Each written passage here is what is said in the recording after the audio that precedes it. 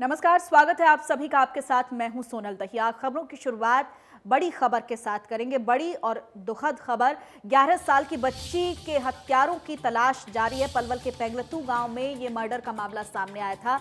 मुकबधिर बच्ची की हत्या कर आंखें निकाली गई। पुलिस ने गुमशुदगी की रिपोर्ट दर्ज नहीं की थी। राजनीतिक दखल के बाद शिकायत दर्ज हुई है। ये बड़ी खबर, मुकबधिर बच्ची की हत्या कर आंखें निकाली गई। देखिए कितना घिनौना अपराध ये किया गया है। पुलिस ने गुमशुदगी की रिपोर्ट दर्ज नहीं की थी। राजनीतिक दखल हुआ इस पूरे मामले में और उसके बाद शिकायत दर्ज की गई। वो पुलिस जो सेवा, सुरक्षा और सहयोग का दावा करती है, ऐसे मामलों में भी पुलिस चुप्पी साधे बैठी रही। ये एक बड़ा सवाल है कि एडमिनिस्ट्रेशन किस तरह से अपनी ड्यूटी उस इलाके में निभा रहा है। 11 साल की बच्ची की निर्मम हत्या हुई है। देखिए, हत्यारों ने बच्ची की आंखें निकाल दी। बेरहमी से इस पूरी वारदात को अंजाम दिया गया है। गांव पेंगलतू की घटना है, जहां खेतों में बच्ची का शव बरामद किया गया। बताया जा रहा है कि बच्ची सुन और बोल नहीं सकती थी। पुलिस के मुताबिक आरोपियों ने बच्ची की आंखें निकाल ली। बच्ची सोमवार दोपहर से घर से लापता बताई जा रही है। इस मामले में पुलिस पर भी लापरवाही के आरोप हैं। पुलिस ने बच्ची की गुमशुदगी की शिकायत तक दर्ज नहीं की थी, लेकिन बाद में राजनीतिक दबाव के चलते शिकायत दर्ज की गई। पुलिस ने बच्ची के शव को पोस्टमार्टम के लिए सिविल अस्पताल भेज दिया है। वहीं मामले की जांच की जा रही है। 11 साल की बच्ची का बेरहमी से कत्ल किया गया है और पुलिस ने इस पूरे मामले में शिकायत तक दर्ज करना उचित नहीं समझा। राजनीतिक दखल हुआ इस पूरे मामले में और उसके बाद पुलिस ने मामला दर्ज किया है। सोमवार को ये बच्ची घर से लापता हुई थी।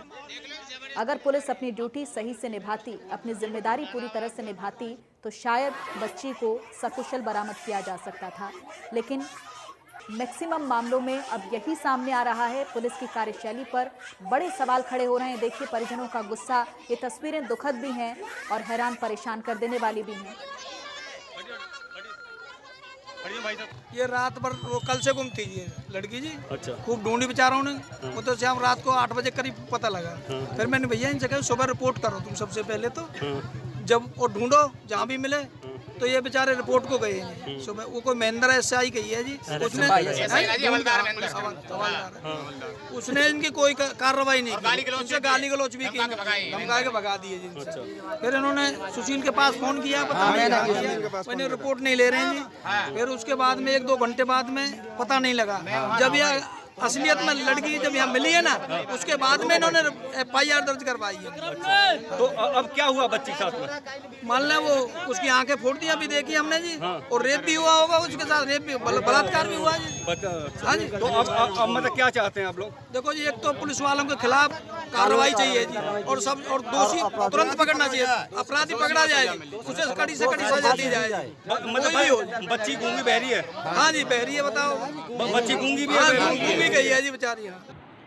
एक 10-11 साल की लड़की के गुम होने की सूचना मिली थी, जिसके ऊपर तुरंत मुकदमा दर्ज करके तफ्तीश शुरू की जा रही थी। इस संबंध में लड़की को तलाश करने के लिए हर संभव प्रयास किए जा रहे थे। इसी दौरान हमें सूचना मिली अभी एक ये लड़की मृत अवस्था में गांव के खेतों में पड़ी है, जिसके ऊपर मौका पर पहुँच करके बॉडी को बरामद करके डेड हाउस पलवल पहुंचा दिया गया है।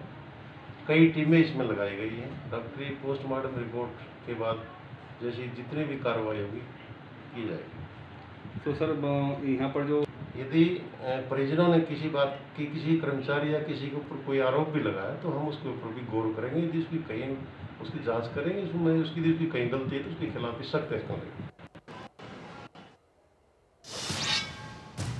और ज्यादा जानकारी के साथ हमारे संवाददाता नितिन शर्मा हमारे साथ लाइव जुड़ गए हैं। नितिन, सबसे पहले बच्ची की डिटेल दीजिए। कहाँ की ये बच्ची रहने वाली है? कितने साल की बच्ची थी? कब से घर से गायब?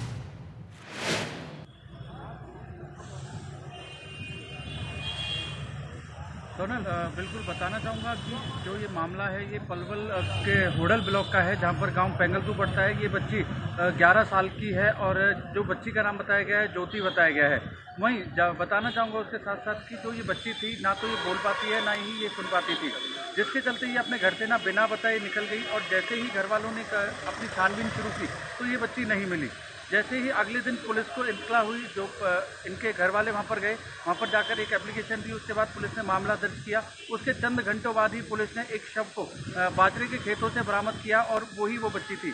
जब वो बच्ची मृत अवस्था में वहाँ पर देखी तो सामने पाया गया कि उस बच्ची की आंख भी उसकी निकाली हुई थी और बिल्कुल वो नग्न अवस्था में पड़ी थी। जैसे ही बच्ची को वहाँ पे काबू में लिया, पुलिस वहाँ से लेकर सीधा पलवल के नागरिक अस्पताल आई है और जहाँ पर शव को पोस्टमार्टम के लिए रख दिया है। और अभी भी आप जैसा मेरे पीछे देख सकते हैं कि यहाँ पर लोग खड़े हैं, परिवार के लोग खड़े हैं। पुलिस काफ़ी भारी मात्रा में पुलिस बल भी यहाँ मौजूद है, क्योंकि केवल उस बच्ची का जो शव है पूरी रात यहाँ पर रखा गया है, रात मोर्चरी में रख दिया गया था और उसके बाद अब शव का पोस्टमार्टम किया जाएगा। और जो परिवार वाले आरोप लगा रहे हैं कि रेप की भी उसमें कुछ बातें कही गई है, जैसे ही पोस्टमार्टम रिपोर्ट आएगी तो उसके बाद यहाँ पर जो कब तक नितिन कब तक पोस्टमार्टम रिपोर्ट आएगी? क्योंकि जिस तरह से बच्ची की हालत आप बता रहे हैं, बच्ची नग्न अवस्था में मिली है, तो कोई अनहोनी की आशंका यहाँ जरूर नजर आ रही है। पोस्टमार्टम रिपोर्ट कब तक आएगी नितिन, इसके बारे में क्या अपडेट है?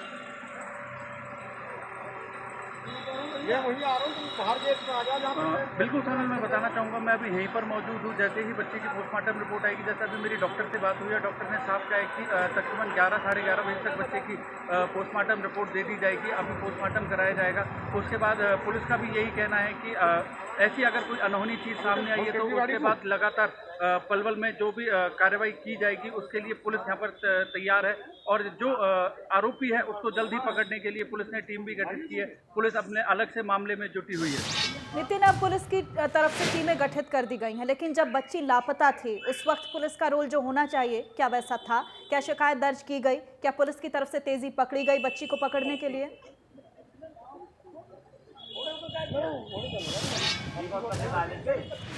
बिल्कुल सोनल, इस मामले में पुलिस का जब साफ कहना था कि जैसे ही बच्ची गुम हुई थी और जैसे ही उनके पास सूचना पहुंची, वो उसके 24 घंटे बाद वो उसके परिवार वाले वहां पर पहुंचे हैं। परंतु पुलिस का कहना है कि तुरंत उनकी FIR की गई। ये आप ये महत्वपूर्ण बात कह रहे हैं। बच्ची के लापता होने के बाद तो वहां पर वो तुरंत पहुंचे। नितिन, क्या 24 घंटे बाद परिजन पहुंचे हैं पुलिस के पास?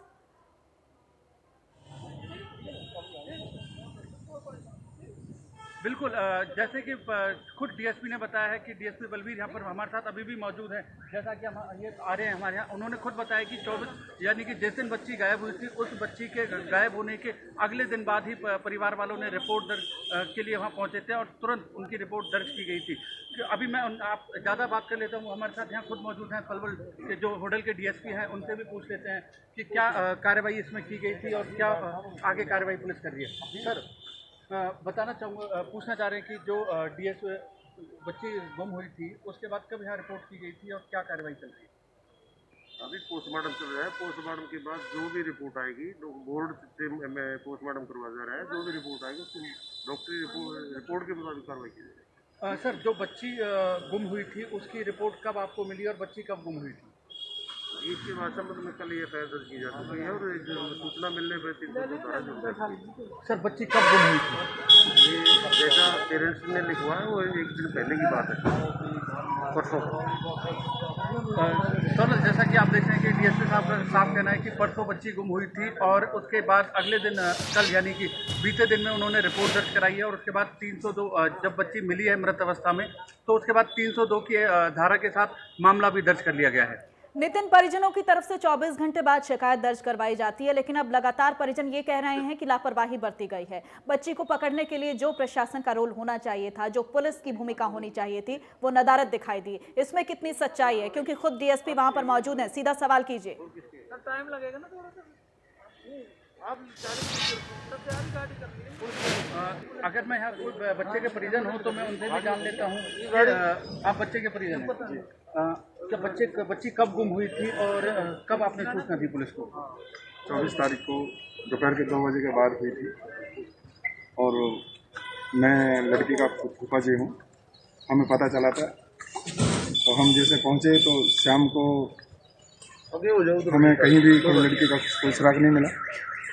तो हम होटल पहुँचे थे थाने में, हमने रिपोर्ट करवाई और वहाँ से जैसे वापसी आ रहे थे कल शाम को 25 तारीख को, कल शाम को हमें फ़ोन आया था होटल से। जब वापसी घर जा रहे थे तो लड़की गांव के नज़दीक ज्वार में लाश पड़ी है। हमने प्रशासन को फ़ोन किया था, प्रशासन ने जाके वहाँ से लड़की का पोस्टमार्टम के लिए लड़की को उठा लिया। क्या प्रशासन की तरफ से कोई देरी देखने को मिली या फिर पुलिस की तरफ से कोई कार्रवाई नहीं की गई, ऐसा कुछ सुनने को मिला? नहीं सर, कोई कार्रवाई में देरी नहीं हो रही हमारी, और प्रशासन का पूरा सहयोग है हमें, और आश्वासन दिया है। आश्वासन जिस हिसाब से दिया गया है उस हिसाब से काम चल रहा है। सोनल, खुद लड़की के नितिन, जो ये फूफा दो थे, तरह जो की मृत बातें बच्ची यहाँ है, पर उसके सामने आ रही हैं। बच्ची के ये फूफा जी हैं आई थिंक, जिनसे आप बात कर रहे थे, वो कह रहे हैं कि किसी तरह की कोई लापरवाही नहीं बरती गई, लेकिन सवाल ये भी है कि राजनीतिक दखल के बाद शिकायत दर्ज की गई। इस तरह की बातें अगर उठी तो फिर किस बिना पर उठी?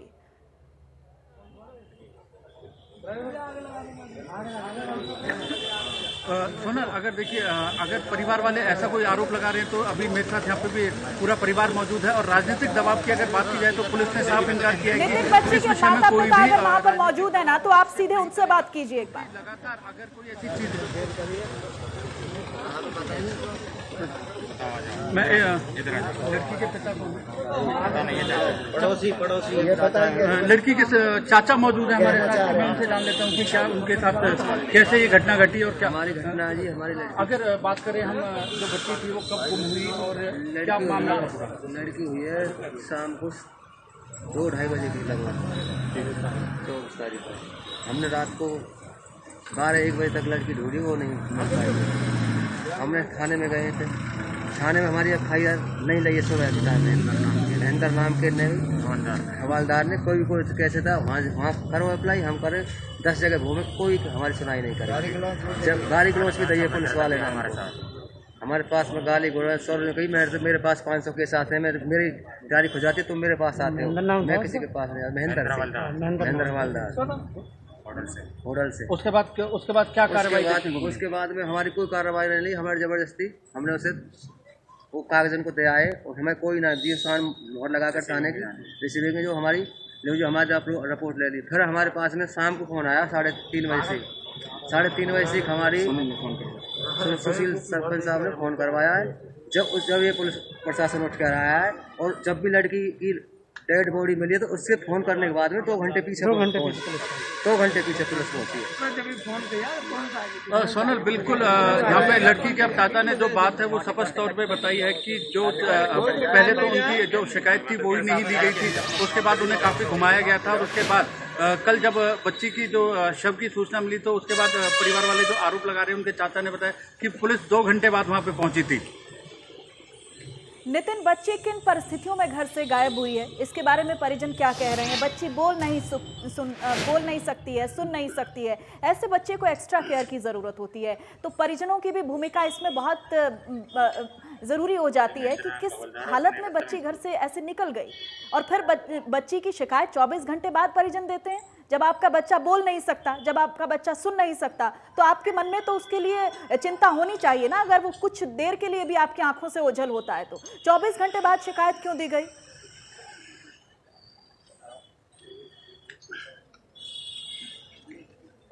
अगर हम बात करें कि इस विषय में कि जो बच्ची जब बोल नहीं पाती थी, सुन नहीं पाती थी, उसके बाद ऐसा क्या रहा कि जब परिवार वालों, जब बच्ची घर से निकल गई तो उसके 24 घंटे बाद ही शिकायत क्यों दी गई?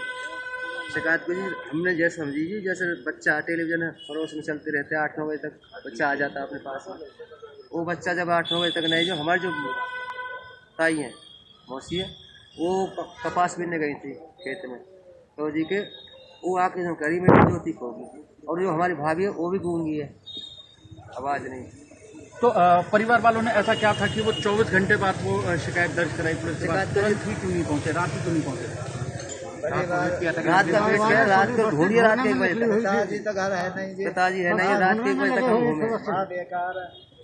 दादी कपास में गई है, परिवार को यही ना। सोनल, इनका साफ कहना है कि जो बच्ची थी वो घर में 8-9 बजे तक बच्चे घर के गली के बाहर खेलते रहते थे। उसके बाद जब बच्ची नहीं मिली है तो इन्होंने वहाँ छानबीन की है, और उसके बाद जब नहीं मिली है रात को, क्योंकि जब बच्ची बिल्कुल नहीं मिली है तो अगले दिन जाके इन्होंने पुलिस में सूचना दी। और जो बताया गया है, जो बच्ची की माँ है वो भी मुख बाधिर है, वो भी बोल नहीं सकती है। एक सवाल और इन लोगों से कीजिएगा कि एग्जैक्ट टाइम क्या था जब बच्ची घर से निकली, उस वक्त क्या बजा था घड़ी में?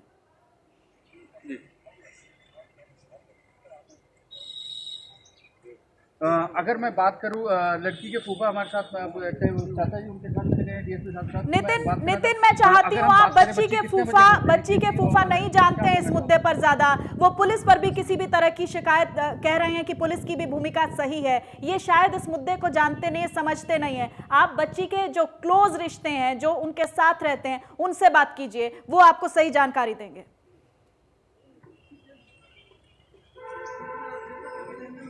मैं बात कर लेता हूँ एक बार दोबारा से उनके लड़की के चाचा से।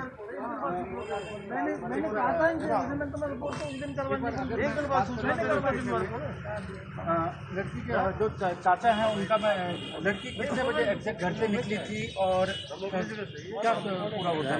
लड़की निकली थी घर से 2:30-3 बजे से, दोपहर में 2:30-3 बजे, और उसके बाद से लड़की जब नहीं आई तो शाम को ही खोजबीन की गई, उससे पहले नहीं की गई। इसकी खोज नहीं की गई जी, हम जो जाने किसी के घर पे नहीं रही, बच्चा इतना घूमा आ जाएगा कोई, जब 7:30 बजे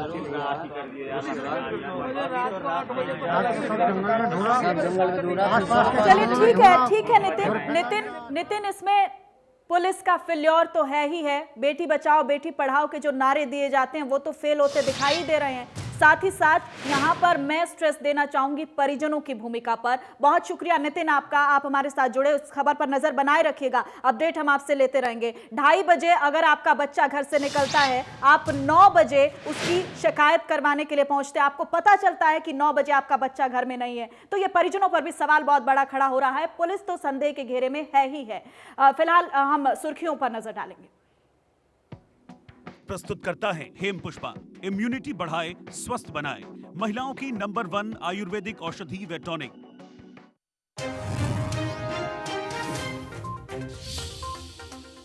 सीएम स्पीकर समेत 7 विधायकों की गैर मौजूदगी में दोपहर 2 बजे शुरू होगी सदन की कार्यवाही। डिप्टी स्पीकर रणवीर गंगवा चलाएंगे सत्र। दोपहर 11 बजे बिजनेस एडवाइजरी कमेटी तय करेगी सत्र की अवधि।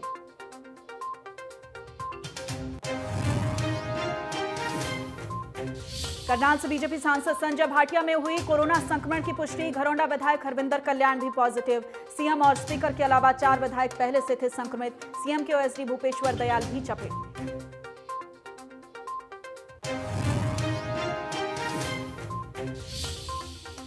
देश में 24 घंटे में सामने आए 66,000 से ज्यादा कोरोना मरीज, 1,000 से ज्यादा की मौत, 32 लाख के पार संक्रमित केस का आंकड़ा। एक्टिव केस 7 लाख से ज्यादा।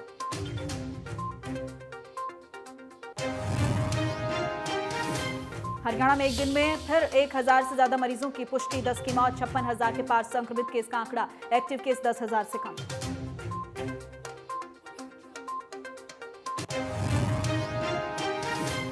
पलवल के पेंगलतू गांव में 11 साल की बच्ची की निर्मम हत्या, खेत से बरामद हुआ शव। हत्यारों ने आंखें बाहर निकाली, बोल और सुन नहीं सकती थी बच्ची।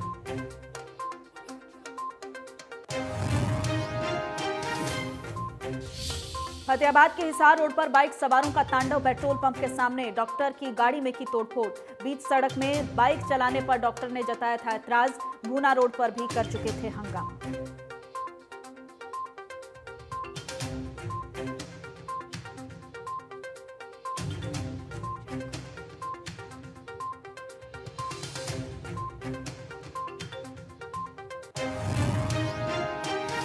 और चलिए अब रुक करेंगे कुछ और खबरों का। फतेहाबाद से खबर है, भूला इलाके के गांव लहरिया में दुकान के बाहर सोए हुए एक शख्स की अज्ञात बदमाशों ने चाकू से गोदकर हत्या कर दी। सुबह सैर के लिए बाहर निकले लोगों ने आसपास फैले खून को देखा तो मामले की सूचना पुलिस को दी।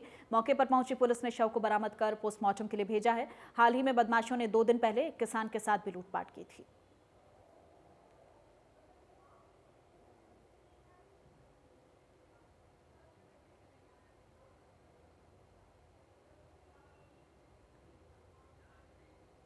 और वहीं फतेहाबाद के हिसार रोड पर हरमिंदर सिंह पेट्रोल पंप के सामने बाइक सवार 6 युवकों ने जमकर उत्पात मचाया है। बाइक सवार बदमाशों ने एक डॉक्टर की गाड़ी में जमकर तोड़फोड़ की। डॉक्टर अजीत कुमार ने भागकर अपनी जान बचाई। बताया जा रहा है कि बदमाश नशे में थे। इससे पहले उन्होंने शहर के भूना रोड पर एक दुकान पर भी हंगामा किया। इसके बाद जब ये बदमाश हिसार रोड पर पहुंचे तो डॉक्टर की गाड़ी में तोड़फोड़ की गई।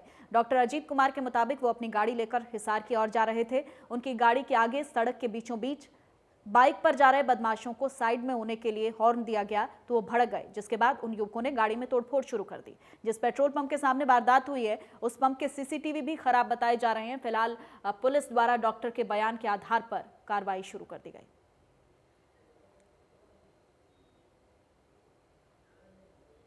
सोनीपत के बाईपास पर जलती कार में मिले कंकाल के मामले में खरखोदा पुलिस ने पर्दाफाश किया है। पुलिस ने मामले में एक आरोपी को भी गिरफ्तार किया है। गिरफ्तार आरोपी गांव थाना खुर्द का रहने वाला है। कानोदा निवासी शमशेर थाना खुर्द निवासी जयवीर के साथ शराब की तस्करी करता था और शराब की तस्करी के पैसों के लेन देन को लेकर जयवीर ने गंडासी से शमशेर की हत्या कर दी। वारदात से पहले दोनों ने शराब पी, उसके बाद कहासुनी हुई और जयवीर ने अपने बेटे सागर और सागर के दोस्त के साथ मिलकर शमशेर की हत्या कर दी। बाद में शव को कार में डालकर आग के हवाले कर दिया।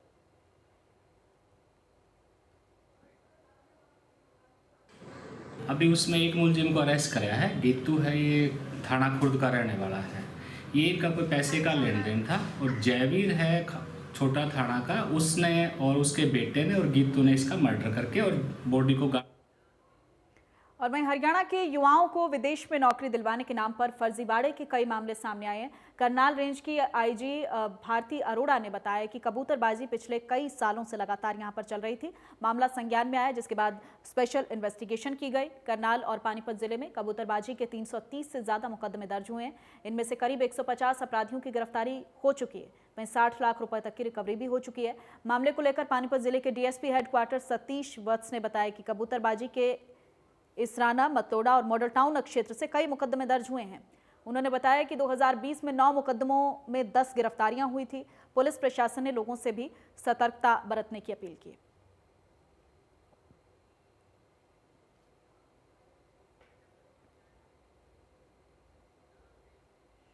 और इसी के साथ बुलेटिन में इतना ही। नमस्कार।